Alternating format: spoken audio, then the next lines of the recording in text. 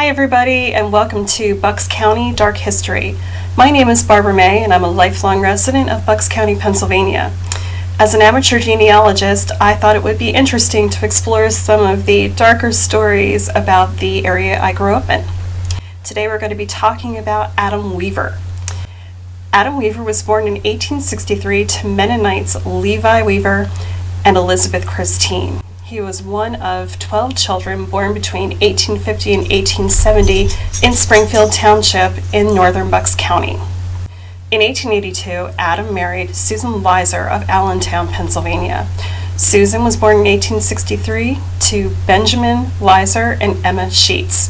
Susan's parents disapproved of the marriage. They didn't care for Adam very much, but he wooed her, he won her hand in marriage, and she packed her trunk, and Adam came and took it off the porch, and as a result, Susan's family disowned her.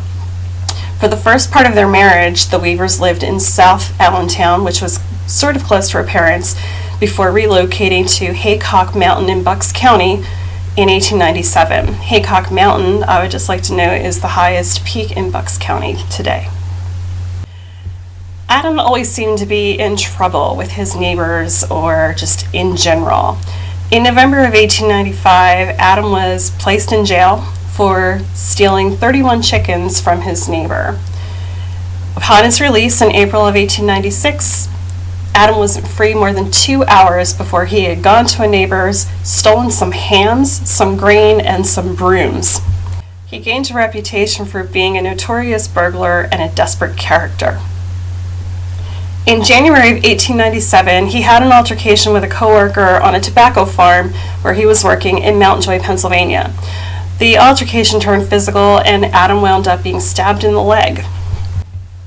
Things took a turn for the worse in the fall of 1897. In October of 1897, Adam was once again arrested, this time for the burglary of Henry Mills General Store in nearby Bursonville, which was a small community inside of Springfield Township. He was out on bail, but when he failed to show up for his trial on January 11th in 1898, a bench warrant was issued for his arrest. The bench warrant was served on February 23rd, 1898 by 4 very reputable and well-liked members of the community.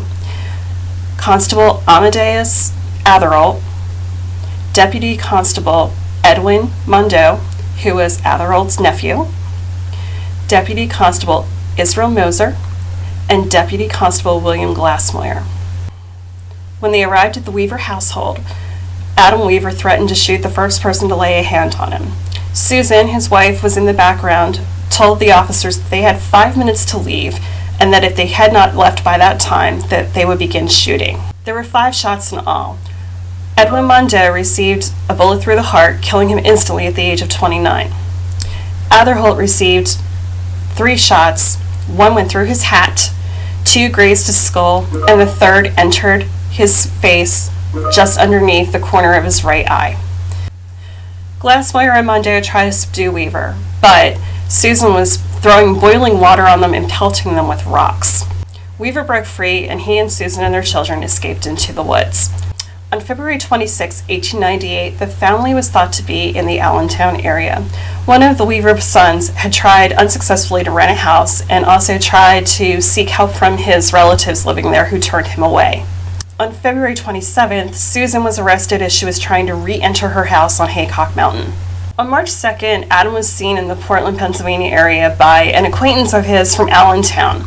And guys, Mondeau's murder was super huge news. It was being reported as far away as Anchorage, Alaska. On March 4th, 1898, Adam was seen in Effort, Monroe County, Pennsylvania. And on March 8th, he was reported to be back in the Lancaster area near Ziegler's Church. He was said to be hiding out at the home of a family named Wurtz. Mrs. Wurtz was supposed to be a relative of Adam's, and the police came after the neighbors reported that the Wurtzes were acting sort of strange. They had their shutters closed, which they never did, and they'd seen a strange man around the property the last few days.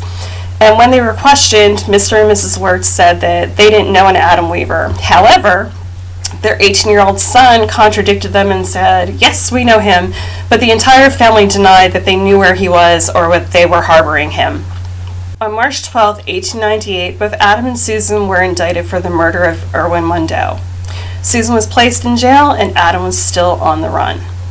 In June 1898, jury selection had begun for Susan's trial, but the trial didn't take place until September. On September 22, 1898, Susan was convicted of second-degree murder. The jury had been out only 2 hours. However, her sentencing was held over because she was thought to be acting sort of erratically and irrationally, and so they wanted to have somebody evaluate her mental health. In November of 1898, Susan was found to be insane, and the following spring she was committed to the Norristown Hospital for the Insane, where she spent the rest of her life, dying in 1927. Her young children, including her 1-year-old son, were all placed in the Bucks County Almshouse. In March of 1899, the reward for Adam's capture was now up to $2,000. There was a man who was detained in Salem, Massachusetts, who people thought could be Adam, but they sent a few people up to identify the man, and he was found to not be Adam Weaver. In March 1900, a gentleman showed up at the Bucks County Almshouse. He was also thought to be Adam Weaver at first, but after they started questioning him and realized he had a thick Irish brogue, he was determined to not be Adam Weaver. In 1907, Amadeus Atherton was interviewed for a news article, and he speculated that Adam had long been dead, killed by his gang, quote unquote, and probably buried up on Haycock Mountain near his home. Amadeus Atherton died in 1923 and is buried in St. John's Roman Catholic Cemetery, the same place as Edwinmundo. In June 1908, a small article appeared in the Philadelphia Inquirer. A man had been found hung in Lancaster. The person who found him identified him as Adam Weaver. However, the death certificate says that the man was approximately 70 years old. Adam would only have been in his 40s at this point. So, is it him? Maybe, maybe not. I would think that living out, on the run, you might age a lot quicker than you normally would, but I don't really know. Nobody really seems to know. But that's not the end of the story. In March 1922, a wild man who lived on Haycock Mountain was detained under the suspicion of him being Adam Weaver. He said that his name was Roy Hecox. They brought in James Weaver, which would be Adam's son, to identify him, and at first James greeted him in Pennsylvania Dutch. The man looked perplexed. He didn't understand Pennsylvania Dutch, and he didn't know this boy, and he told the officers that. The boy insisted and said, "No, that's my father. I'd recognize him anywhere." However, 2 of his other sons, William and Michael, also came in, but they failed to identify him as their father. James later on retracted his statements, saying that he had been abused as a child and he was just looking for someone to pay for those abuses. Finally, a few months later, some evidence arrived from California from Hecox's mother identifying him positively as Roy Hecox, and he was released.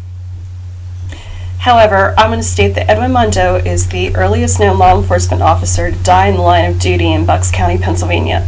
More than 1,000 people attended his services at St. John the Baptist Roman Catholic Church. He is memorialized on the Officer Down Memorial page, whose mission is to honor fallen law enforcement officers. In August of 2020, Bucks County resident Joe Fashett began a campaign to have Mondeau and Atherholt memorialized at the Bucks County Sheriff's Office, the County Law Enforcement Center in Doylestown, Pennsylvania, and also Washington, D.C. Adam Weaver was never found. So I'm curious to know what you think happened to Adam Weaver. Please give your comments below. And if you liked this video and enjoy hearing more about Bucks County's dark history, please give this video a thumbs up and subscribe to my channel so you'll be alerted to the next time I post a video. I hope y'all have a great day, and I look forward to sharing more of Bucks County's history with you.